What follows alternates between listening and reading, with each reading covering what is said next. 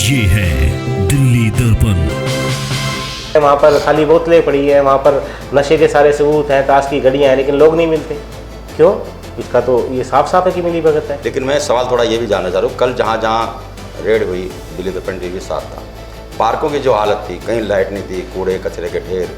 अब निगम पार्षद वहाँ से आम आदमी पार्टी की, तो अगर वो माहौल ना मिले, पार्क अच्छे हों, लोग वहाँ पर टहलें, तो शायद ये सब चीज़ें ना हों, वो असामाजिक तत्वों का डर ना बने। तो पहली बात आपने कही कि पुलिस ने कहा और क्लियरिफिकेशन दिया, तो जो बोल रहे थे वो एसएचओ थे, गस्टेड ऑफिसर थे, उनको भी पता होगा। काम देख रहे थे वो, हाँ, किसी का, उनको पता ही नहीं है वो इस इलाके का ज़्यादा।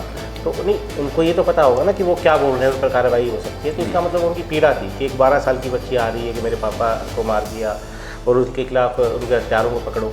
तो एक पीड़ा थी जो उन्होंने सच्चाई बोली कि मेरे पास इस तरह दबाव है, हम काम नहीं कर सकते। उसके बाद डीसीपी सिर्फ 4 घंटे के अंदर उनको उन पर कार्रवाई हो जाती है। 4 दिन में वो हत्यारे नहीं पकड़े जाते। नहीं, गलत है। उसी दिन सुबह रात को अगर ये मर्डर होता है और उसके बाद उसी दिन शाम को 6 बजे से पहले चारों के चारों आदमी पकड़ ले जाते हैं, चारों के चारों गिरफ्तार कर लिया जो है। और अभी भी पुलिस ये कह रही है कि जो वीडियो है, उस वीडियो के आधार पर जो कुछ नज़र आ रहा है, जो भी कोई पहचान में आ रहा है, उसको पकड़ा जाएगा, छोड़ा किसी को नहीं जाएगा। अभी 2-3 लोग आइडेंटिफाई भी कर लिए, जैसे मेरी जानकारी में है। तो ये घटना कुछ ऐसी भी नहीं थी जैसे कि बताई जा रही है। मैं वही बता रहा हूँ, 4 लोगों को गिरफ्तार किया गया। जो डीसीपी ने कल खुद क्लियरिफिकेशन दिया, उसमें उन्होंने 8-10 नाम लिखे हुए हैं जो उन्होंने आइडेंटिफाई कर लिए, अभी तक पकड़े नहीं गए। लेकिन जिस तरह से कल उस एसएचओ पर कार्रवाई की गई, क्या कोई इसकी इंक्वायरी हुई? क्या कोई कॉल रिकॉर्ड चेक हुए? दोस्तों नमस्कार, मैं हूँ राजेंद्र स्वामी और आप देख रहे हैं दिल्ली दर्पण टीवी। दोस्तों, वजीरपुर जय कॉलोनी में एक हत्याकांड होता है और उसके बाद पूरी दिल्ली के अंदर ये मुद्दा सुर्खियों में बन जाता है कि क्या दिल्ली पुलिस दबाव में काम करती है, क्या दिल्ली में नशे का कारोबार, स्मैक, गांजा, चरस, उसका भी इतना बड़ा कारोबार होता है कि उसकी वजह से अपराध बढ़ जाते हैं। इसको लेकर के दिल्ली दर्पण टीवी ने कुछ खबरें दिखाई और उसके बाद आम आदमी पार्टी ने इस मुद्दे पे कल प्रेस कॉन्फ्रेंस की और उसके बाद ये मुद्दा फिर से पूरी दिल्ली में गर्म है, खासकर सोशल मीडिया पे। तो इस सब पर बात करने के लिए हमारे साथ जो आम आदमी पार्टी के पूर्व नेता सदन है, नॉर्थ दिल्ली नगर निगम जब होती थी, और वरिष्ठ नेता हैं, प्रवक्ता रहे हैं, विकास गोयल हमारे साथ हैं। ये भी एक ऐसे ही इलाके का प्रतिनिधित्व करते हैं। वजीरपुर इंडस्ट्रियल से ये पार्षद रहे हैं जहां इस तरह की समस्याएं बहुत बड़ी हैं। तो इन तमाम मुद्दों पर बात करने के लिए आज हमारे साथ हैं विकास जी। अब आम आदमी पार्टी ने तो इसको बता दिया कि भी दिल्ली में जैसे कभी उड़ता पंजाब कहते थे, अब उड़ती दिल्ली है। इतनी गंभीर समस्या है जितनी बताई जा रही है, क्या सचमुच में लगता है? नहीं, बिल्कुल। देखिए, दिल्ली नशे की राजधानी बन गई है। आप कहीं भी जाइए, रिसेटलमेंट कॉलोनियों में जाइए, झुग्गी बस्ती में जाइए, हर जगह गली गली में नशा बिक रहा है। और सिर्फ यहाँ नहीं, झुग्गियों से लेके 5 स्टार होटल तक, 5 स्टार होटल की पार्टियों में जाइए, हर जगह नशा खुलेआम बिक रहा है। और इतना बड़ा नेक्सस, इतना बड़ा नशे का कारोबार बिना संरक्षण के नहीं हो सकता, बिना पुलिस के, बिना राजनीतिक संरक्षण के नहीं हो सकता। और यही कल आम आदमी पार्टी ने दिखाया है। और आपने ही दिल्ली दर्पण ने वो वीडियो सबसे पहले चलाई थी, जो भारत नगर के एसएचओ की वीडियो है, जिसमें वो साफ साफ इस बात को कह रहे हैं कि मुख्यमंत्री और विधायक, इनके फ़ोन आ जाते हैं तो हमें इनको छोड़ना पड़ता है और हमारे हाथ कटे हुए हैं। तो ये साफ साफ दिखाता है कि पूरी दिल्ली में नशे का कारोबार किस तरह से, जो यहाँ के राजनीतिक दल है, भारतीय जनता पार्टी की सरकार है, मुख्यमंत्री रेखा गुप्ता है और उनके नेता है, उनके संरक्षण में पल रहा है। लेकिन आपकी भी तो सरकार रही, 11 साल सरकार रही, और ऐसा तो है नहीं कि ये मुद्दा आज का है, पहले भी खूब रहा। तो आपकी भी थोड़ी जिम्मेदारी बनती थी कि दिल्ली आज जिस हाल में है, कहीं ना कहीं आम आदमी पार्टी ने उतना संज्ञान नहीं लिया या इस मुद्दे पर, खासकर जो उसका वोट बैंक रहा है, जितनी भी कॉलोनियों के नाम कल सौरभ भारद्वाज ने गिनाए, सुल्तानपुरी, मंगोलपुरी, बाबानाज, वजीरपुर जय कॉलोनी, आम आदमी पार्टी को गढ़ रहे। आपके कट्टर समर्थक कहें तो वो यही थे, लेकिन सबसे ज़्यादा पीड़ित इससे वही लोग हैं। तो कुछ जिम्मेदारी आपके भी बनती थी, तो उस समय क्या हालत थी? नहीं, बिल्कुल जिम्मेदारी बनती थी, लेकिन आप एक बात को आपको दिल्ली में समझना पड़ेगा। दिल्ली यूनियन टेरिटरी है और पुलिस गृह मंत्रालय के अंतर्गत आती है, पुलिस कमिश्नर गृह मंत्रालय के अंतर्गत आता है, और केंद्र में पिछले 12 साल से भारतीय जनता पार्टी की सरकार है। अमित शाह जी गृह मंत्री हैं, पूरा पुलिस महकमा उनके अंतर्गत आता है। जब आम आदमी पार्टी की सरकार थी तो आपने भी देखा होगा कि हर रोज़ हर दूसरे दिन एक खबर आ जाती थी कि आज आम आदमी पार्टी के उस विधायक पर एफआईआर हो गई, आज उस विधायक पर एफआईआर हो गई। तो उस वक्त पुलिस की हालत थी आम आदमी पार्टी के साथ। आज 1 साल हो गया भारतीय जनता पार्टी की सरकार को, बताओ भारतीय जनता पार्टी के किस विधायक पर एफआईआर हुई, किसकी शिकायत दर्ज हुई? तो जब पुलिस आम आदमी पार्टी की जब सरकार थी, पुलिस का सहयोग बिल्कुल भी आम आदमी पार्टी के साथ नहीं था। उसके बावजूद लगातार इस मुद्दे को आम आदमी पार्टी की सरकार ने उठाया है। कमिश्नर से मिलकर बार बार जब सत्ता में थे जब भी, और अब जब विपक्ष में है जब भी, बार बार जो भी कमिश्नर नए आए बार बार कमिश्नर से टाइम लेके उनके आगे इस मुद्दे को उठाया। उनको यहाँ तक कहा है कि आप जनप्रतिनिधियों का, जो आम आदमी पार्टी के विधायक है, आम आदमी पार्टी के पार्षद है, उनका सहयोग लीजिए, वो आपको बताएंगे कहाँ का नशा बिक रहा है, आप कार्रवाई कीजिए। लेकिन बार बार आश्वासन के बाद आज तक कभी भी कोई कार्रवाई, कोई इस तरह का मैकेनिज्म नहीं बनाया कि पार्षद या विधायकों की आम आदमी पार्टी के सहयोग लिया जाए। पहले थाना कमेटी में विधायक होते थे, आम आदमी पार्टी की सरकार बनने के बाद उनको उठा दिया गया, सीधा एमपी को उनका वो बना दिया गया। तो दिल्ली पुलिस ने जिस तरीके से जब आम आदमी पार्टी की सरकार रही, जो उनका व्यवहार रहा गृह मंत्रालय का और केंद्र सरकार का, एक स्वतःला व्यवहार जिस तरह से उन्होंने किया, पूरा कानून बदल दिया, सारी सर्विसेज अपने पास ले ली, तो सबके सामने था वो। नहीं तो अब ये तो वही बात हो गई कि जब अब आम आदमी पार्टी ने 11 साल क्या किया, बीजेपी ये सवाल उठा रही है। आपने कहा कि भाई हमारे हाथ बंधे हुए हैं। अब इस समस्या का समाधान क्या है? पार्टी पॉलिटिक्स से थोड़ा परे हटके हम देखें दिल्ली की जो हालत है, जो कल भी जैसे JJ कॉलोनी में जब ये आपने प्रेस कॉन्फ्रेंस की तो यहाँ के लोकल विधायक ही है, वो तमाम उन जगहों पर छापा मारने पहुँची जहाँ शिकायत मिलती थी कि पार्कों में नशा करते हैं, जमावड़े होता है, आपराधिक तत्वों का जुआ होता है, कोई मिला नहीं, अलग बात है। तो आरोप प्रत्यारोप के बीच में अब क्या लगता है आपको, इस समस्या का समाधान क्या है? नहीं, क्योंकि इससे तो कोई, अब आप उस पर डाल दीजिए कि गृह मंत्रालय के अधीन है, वो आप पर डाल दे। नहीं, आरोप प्रत्यारोप की बात नहीं है। कल जो आप कह रहे हो कि औचक निरीक्षण किया, वो भी मैंने आपकी न्यूज़ पे देखा था, और आपने ही दिखाया कि जब आप पार्कों में गए वहाँ गिलास पड़े थे, ताश की घड़ियाँ रखी थी, लेकिन लोग नहीं मिले। तो इसका मतलब क्या है? इसी से साबित होता है कि सब मिली भगत से चल रहा है कि आज उनको 7 बजे जाना है तो उससे पहले लोगों को फ़ोन करके वहाँ से हटा दिया। तो ये तो साफ साफ मिली भगत दिख रही है कि एक एक जगह उनको पता है कहाँ पर नशा चल रहा है। वहाँ पर गिलास पड़े हैं, वहाँ पर खाली बोतलें पड़ी हैं, वहाँ पर नशे के सारे सबूत हैं, ताश की घड़ियाँ हैं, लेकिन लोग नहीं मिलते। क्यों? इसका तो ये साफ साफ है कि मिली भगत है। और इसका समाधान जब ही हो सकता है जब तक इन लोगों को राजनीतिक संरक्षण मिलता रहेगा।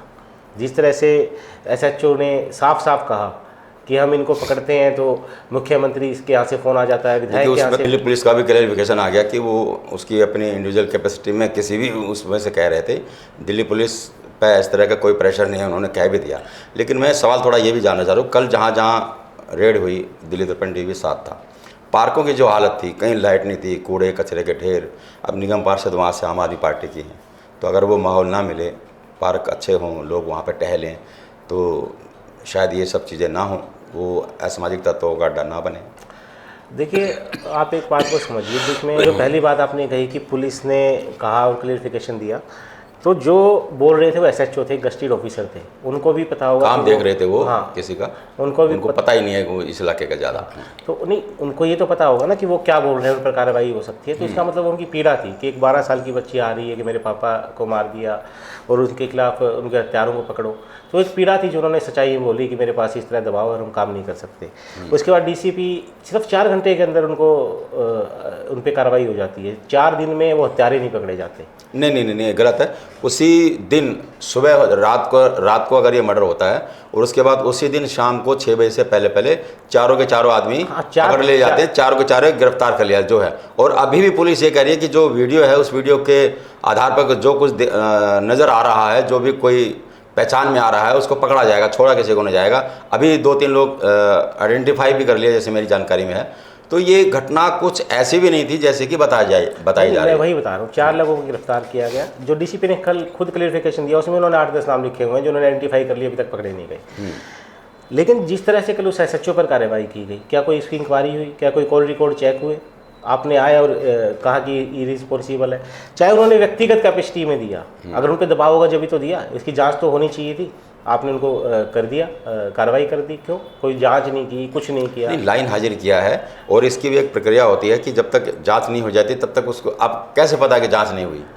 अभी नहीं, लाइन हाजिर किया है तो मतलब एक्शन तो लिया है ना। 4 घंटे में कार्रवाई का क्या मतलब है? क्या मतलब है? एक एसएचओ रैंक का आदमी, चाहे एडिशनल एसएचओ ही था, एक कितनी बड़ी बात बोल रहा है और उस पर कोई कार्रवाई नहीं, कोई मुख्यमंत्री का स्टेटमेंट नहीं। लाइन हाजिर कर तो दिया, नहीं, लाइन हाजिर आप कर उस दिया, पे कार्रवाई जांच हुई ना। मैं कह रहा हूँ उसकी बात पे कोई कार्रवाई नहीं, कोई मुख्यमंत्री का स्टेटमेंट नहीं, कोई इसकी इंक्वायरी नहीं, कोई कॉल रिकॉर्ड चेक नहीं। तो साफ साफ दिखा रहा है। देखो ये तो सही बात है। कल जब विधायक वहाँ पर पहुँची, पूनम भारद्वाज, तो लोगों ने खुल के कहा कि हाँ ये हालत तो है, सब जगह ये हालत है, और जहाँ जहाँ आम आदमी पार्टी के विधायक हैं वहाँ भी यही हालत है। नहीं, सब जगह है, सब जगह ये हालत है। देखिए रीसेटलमेंट कॉलोनी, झुग्गी झोपड़ी, आप तो वजीरपुर में ही देखते होंगे, वैसे तो हर जगह है, मंगोलपुरी चले जाओ, सुल्तानपुरी, किसी भी विधानसभा में चले जाओ, हर जगह ये हाल है।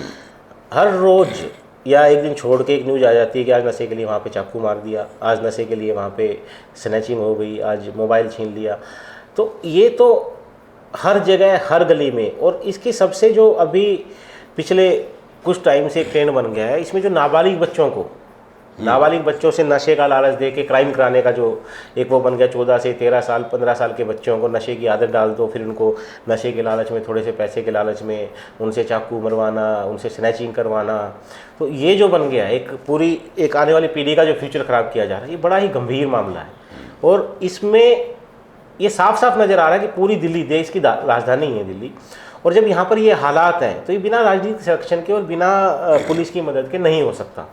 एक एक पुलिस को, एसएचओ को या बीट के ऑफिसर को एक एक जगह पता होता है कहाँ नशा बिक रहा है, कहाँ बैठ के लोग नशा करते हैं, एक एक जगह पता होती है, फिर भी एक्शन क्यों नहीं होता?